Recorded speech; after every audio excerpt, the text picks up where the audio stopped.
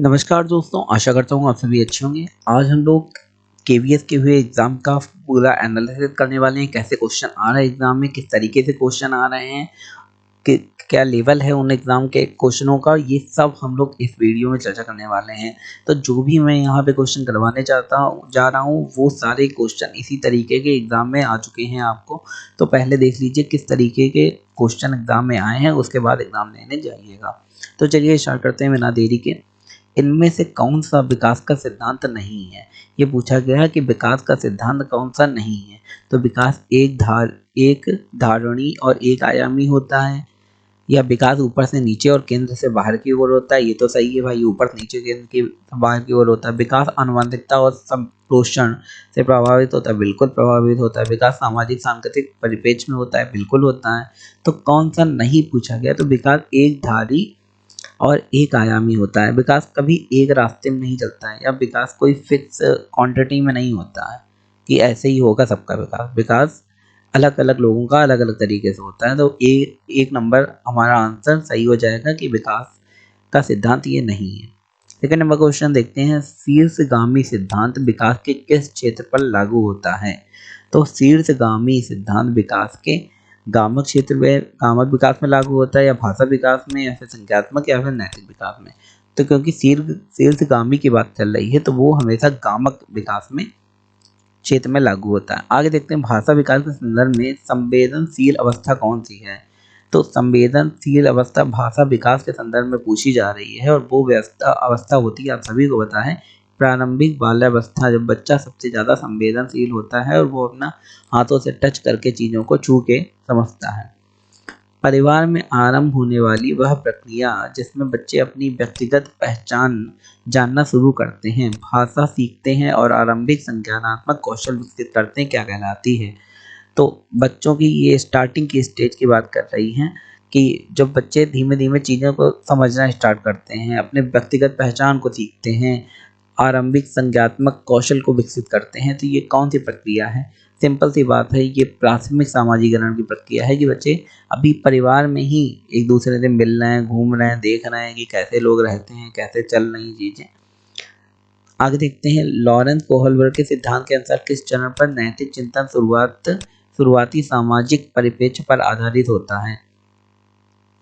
तो सामाजिक परिप्रेक्ष्य पे आधारित कौन सी अवस्था में नैतिक चिंतन हो सकता है, ये पूछा गया है। ये कोहलबर्ग ने क्या बताया था? तो इसका पूर्व पारंपरिक चरण, या पारंपरिक चरण, या उत्तर पारंपरिक चरण, या दूरस्थ पारंपरिक चरण। तो इसका कौन सा होगा? इसमें पूछा गया है किस चरण पर नैतिक चिंतन शुरुआती सामाजिक परिप्रेक्ष्य पर आधारित होता है। तो सामाजिक परिप्रेक्ष्य पे अगर नैतिक चिंतन आधारित हो रहा है, तो ये है पारंपरिक चरण हमारा। आगे देखते हैं, पियाजे के सैद्धांतिक दृष्टिकोण से नई सूचनाओं को अपने मौजूदा ज्ञान में शामिल कर देना क्या कहलाता है? कि अगर बच्चे ने देखा कि एक हाथी होता है, और फिर दूसरा देखा कि कोई हाथी बड़ा है, कोई छोटा है, तो उसने इमेज अपनी चेंज कर ली। ये हाथी ऐसा भी हो सकता है, एक ऐसा भी हो सकता है। सपोज करो बच्चे ने बिल्ली देखी, बिल्ली काली थी। उसके बाद दोबारा उसी बच्चे ने दूसरी बिल्ली देखी, वो सफ़ेद थी। तो बच्चे ने उसे क्या कर लिया? समायोजित कर लिया, या सामाजिकरण कर लिया, या आत्मसात्कार कर लिया, या फिर संगठन कर लिया। भाई पहले से जो मौजूद है उसमें नई चीज़ जोड़ेंगे तो उसे क्या कहेंगे हम लोग? समायोजन। इसमें आपको दिमाग लगाने की जरूरत भी नहीं कि पियाजे ने क्या कहा। सिंपल सी बात है, अगर पुरानी चीज़ में नई चीज़ जोड़ेंगे तो वो समायोजन कहलाता है। तो चलिए आगे बढ़ते हैं, हम एक क्वेश्चन देखते हैं। मीना अब शब्दों का प्रयोग करने लगी है तथा समय समझने लगी है कि शब्द वस्तुओं के प्रतीक हैं। वह अब तर्क करने लगी है, परंतु प्रत्ययों का संरक्षण और क्रमबद्धता नहीं कर पाती है। मीना पियाजे के संज्ञानात्मक विकास की किस अवस्था पर है? तो कौन सी अवस्था पे मीना है, ये पूछा गया है। मूर्त संक्रियात्मक में है, या फिर पूर्व संक्रियात्मक में है, या अमूर्त संक्रियात्मक में है, या संवेगी गामक में है? देखो, संवेगी बहुत छोटे बच्चों में होता है, ये हो नहीं सकती।